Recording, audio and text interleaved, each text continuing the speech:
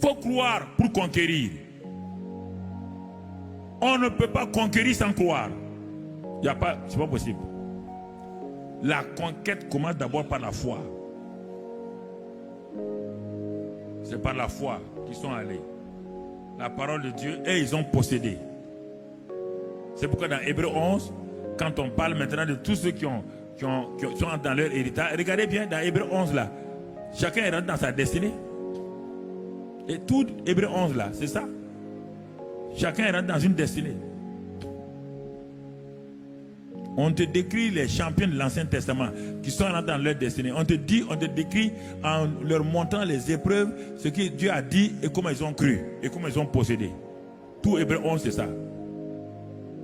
Le défi, la parole de Dieu, la foi et la conquête. Noé, même chose. Construire une arche parce que la condamnation va venir. Défi. Il n'a jamais vu la pluie. Il n'a jamais vu une arche. Il est défié dans sa pensée. Les gens ont dit, Noé, tu es un menteur, tu ne connais rien. Mais Noé a cru. Il a bâti, il est rentré, il a sauvé sa famille et le monde a été condamné. Prends tout le monde. Abraham, même chose. Prends-les un à un, prends-les un à un. Isaac, Jacob. Prends-les un à un, ils ont tous eu un défi. Où il y avait leur destinée derrière cette montagne-là. C'est par là ils ont agi comme ça, simplement. Regarde leur combat. Et suis-les. Jésus est venu sur la terre pour sauver le monde. Mais le combat, 30 années, il a fallu 30 années de préparation. Vous voulez 3 années de préparation pour prendre des choses 30 années. Ça ne peut pas aller. 30 années. Le monsieur a regardé le monde. Il dit, il voit la méchanceté des gens. Il voit la synagogue. Personne ne croit au Dieu des miracles. Il va à la synagogue. Il voit les démonisés. Il voit les morts. On enterre les gens devant Jésus. Jésus a participé à l'enterrement de beaucoup de gens pendant les 30 années. Écoute-moi, rien ne s'est fait. Il est dépassé.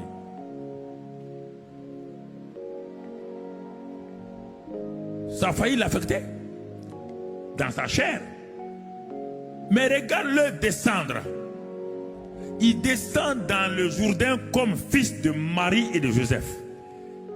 Quand le monsieur donne le dos à la maison de Marie et de Joseph, il est en train de descendre là. Tout le monde le connaît comme le fils de Marie et de Joseph. Il rentre dans le Jours-Dains comme un homme ordinaire, un homme normal. Quand il rentre dans le Jourdain, c'est ça, c'était ça son défi. Il faut qu'il rentre dans le Jourdain. Dans le Jourdain, qu'est-ce qui s'est passé? Parce que le baptême, c'est pour les pécheurs, c'est pour tout. Mais pourquoi Jésus est descendu dans le Jourdain? Jésus est descendu dans le Jourdain pour mourir à lui-même. Il est mort à sa filiation de Marie, à sa filiation naturelle. Il est mort à ça. Quand il est sorti de l'eau, tout de suite le ciel s'est ouvert. Quelque chose va se passer. La destinée de Jésus vient maintenant. Et le Père parle. Quand Jésus reçoit le Saint-Esprit, le Père dit, tu es mon fils. Il rentre dans le Jourdain comme fils de Marie. Il sort du Jourdain comme fils de Dieu vivant. Et automatiquement les choses changent. C'est ça la destinée d'un homme. Il faut rencontrer le Saint-Esprit. Il faut rencontrer le Saint-Esprit. Jésus était saint, sans péché, mais il ne pouvait rien faire. Il allait aux enterrements. Il voyait les démoniaques. Regarde-le, il sort du Jourdain. Il s'en va 40 jours dans la présence du Père. Personne nous a dit ce qui s'est passé pendant les 40 jours. C'est le secret entre le Père et lui. C'est pourquoi un temps de jeûne, c'est toujours un secret entre celui qui jeûne et celui. On ne vient pas dire à tout le monde ce qu'on a dit dans un temps de jeûne. Tu comprends? Quand il sort, Satan vient en personne. Parce que cet homme est devenu dangereux. Satan n'a pas attaqué Jean-Baptiste. Non. Il était trop faible. Satan n'a pas attaqué les souverains sacrificateurs Nicodème. Non. Il n'a pas attaqué Anne, Caïphe. Non. Quand il a vu ce monsieur sortir de l'eau, aller jeûner, Satan a dit aux démons, arrêtez-vous. Aux esprits méchants, arrêtez-vous. C'est maintenant moi, face à face. Mais Satan va prendre à son dépens que lorsqu'on est quelqu'un est rempli du Saint-Esprit, obéit à Dieu, il peut jamais vaincre.